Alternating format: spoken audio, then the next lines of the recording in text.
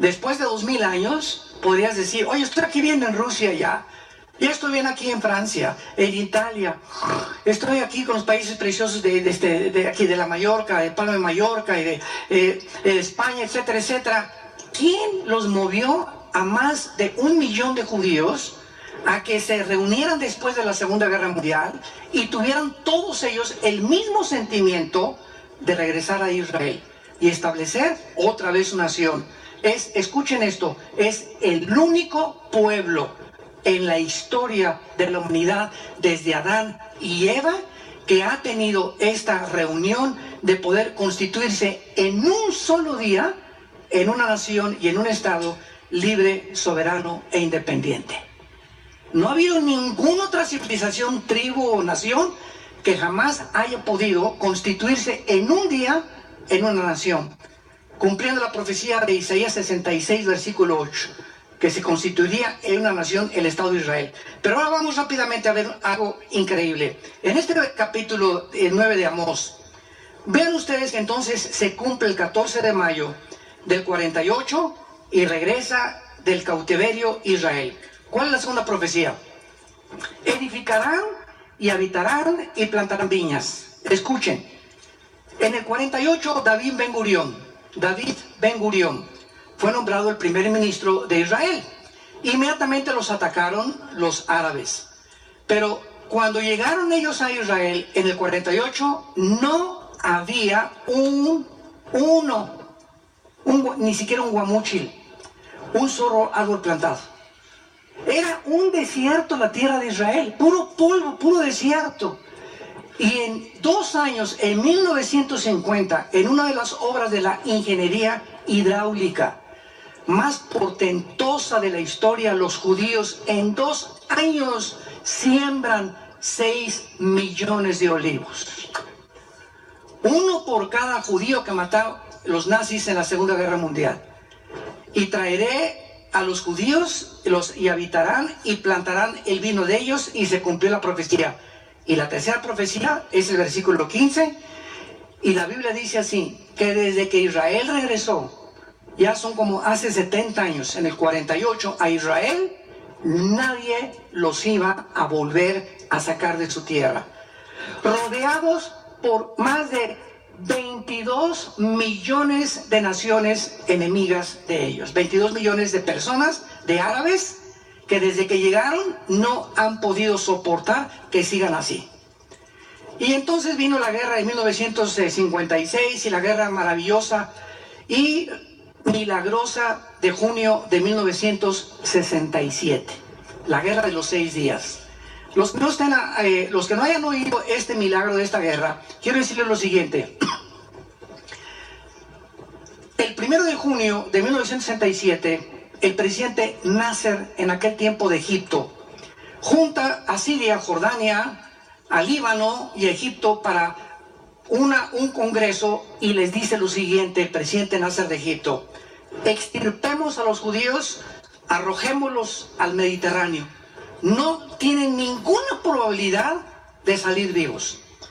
Y se juntaron, estamos hablando casi de 20 millones de árabes. Ahora vamos a ver la ley de las probabilidades en las matemáticas. Aquí ahorita somos como 800,000 personas más o menos en este auditorio. Si tuviéramos nosotros 50 rifles y nos rodeara ahorita un ejército de 1 millón de soldados alrededor, dentro de la ley de las probabilidades, ¿cuáles serían para salir vivos? Yo les doy la respuesta: 10 a la 12ª potencia. Infinito. No habría ninguna posibilidad de escaparse. Son las mismas probabilidades que existieron en la guerra de los 6 días. ¿Qué fue lo que sucedió en esa guerra? Que violaron las mismas leyes físicas y matemáticas de las probabilidades. Bueno, resulta que el segundo día, el 2 de junio, 12 pilotos judíos, hasta ahorita son los mejores pilotos del mundo, mejores que los F-21 ahorita que tiene Estados Unidos, mejores que los MiG de Rusia, y mejores que los de Alemania y que los de Inglaterra. No hay ahorita en el mundo pilotos mejores que los judíos. Se suben a 2 aviones y escuchan a un sargento iraquí le interceptan, porque también son los amos actualmente de la tecnología, la inteligencia y del hackeo. Ellos son los que acaban de descubrir ahorita que Estados Unidos fue hackeado en las elecciones. Fueron los judíos los que descubrieron todo esto. Descubren que los iban a atacar, y ¿saben lo que hicieron? El 2 de junio, estos dos pilotos les hablan a otros 4 y se juntan 6 aviones F-16 judíos y se van sobre toda la aviación a las 4:30 de la mañana de Egipto, mientras estaban todos dormidos, y acaban con toda la aviación de los egipcios.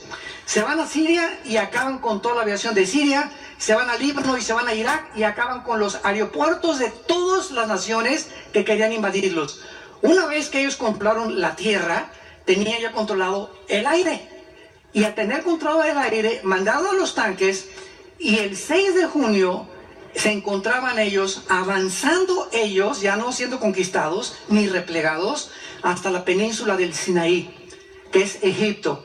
Y entonces les hablaron de Nueva York, lo que era entonces la Liga de las Naciones, y les dijeron: ya párenle, ya no sigan adelante. Bueno, el 6 de junio habían reconquistado la ciudad de Jerusalén, habían reconquistado la Franja de Gaza, habían reconquistado lo que es ahora Jericó, y el valle del Golán, o las colinas del Golán, que están al norte del mar de Galilea. Y cuando las Naciones Unidas, la Liga de Naciones, les dice que se detengan, los judíos, ¿por qué creen que ganaron el 6.º día? Porque el 7.º tenían que descansar. Hasta eso, ¿no? Bueno, esto es interesante a la luz de la milicia. Porque en 1990, fíjense ustedes nada más cómo es la Biblia, ¿no? En 1990, ¿cómo son las profecías bíblicas? Nunca más serán arrancados. En 1990 y 91 viene la guerra del Golfo Pérsico, donde Saddam Hussein dice que una deuda que una ciudad, ¿verdad?, Kuwait le tenía, invade Kuwait y lanza los tanques y viola a las niñas y a los niños y hace una masacre con Kuwait. Y el presidente Bush, el papá George Bush, que en aquel tiempo era el jefe de la administración de la Casa Blanca, organiza a 29 naciones una coalición y se van en 1990-91 a sacar a Hussein de Kuwait. Y lo sacan de Kuwait, y el director y el general que organizó toda la logística de la guerra, se llamó la guerra del Golfo Pérsico, Operación Desierto, se llamó el general Schwarzkopf. Compre el libro Schwarzkopf. Bueno, este general, que fue el que triunfó, estudió en West Point y desde luego pues graduado con los más altos honores militares. El general Schwarzkopf escribe en sus memorias y dice lo siguiente: yo conozco y estudié las guerras las napoleónicas, impresionante estratega militar Napoleón Bonaparte.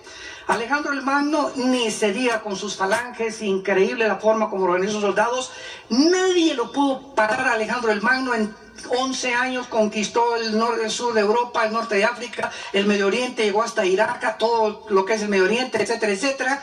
Y también conozco las guerras de Carlomagno y conozco las guerras, y dijo, y nunca he visto ninguna guerra que haya tenido el éxito y las probabilidades de vencer como la guerra de los 6 días.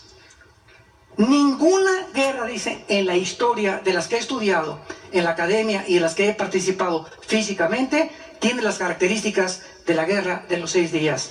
¿Por qué? Porque dice la Biblia, y nunca más serán arrancados. Y desde el 67 a nuestros días, ¿quién surge en el 68? Yasser Arafat.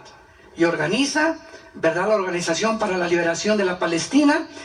En 1972, Yasser Arafat va a Berlín a las Olimpiadas, secuestran a todos los atletas judíos en Berlín, y pues le mandan un recado a Golda Meir, que era en aquel tiempo la primer ministro de Israel, diciéndole que querían 10 o 15 millones de dólares para liberar a los atletas en Israel, en Berlín. Golda Meir deja establecido en la política judía: Israel nunca tratará ni se dejará chantajear, nunca accederemos a pagar ningún rescate. No importa que los maten, porque aunque demos ese dinero, nos van a seguir chantajeando. Ese es el peligro del chantaje, ten mucho cuidado. Cuando alguien te quiere chantajear y pedirte algo y tú accedes, lo va a seguir haciendo. Entonces quedó establecido en la política de Israel y mataron a todos los atletas. Iban escapándose en un helicóptero, hay una película de eso, ¿verdad? Se meten y avientan una bomba y los matan a todos dentro del helicóptero. Entonces Yasser Arafat se convierte en el primer guerrillero del mundo. ¿Y qué creen que le dan a Yasser Arafat? El premio del Nobel de la Paz. No puede ser.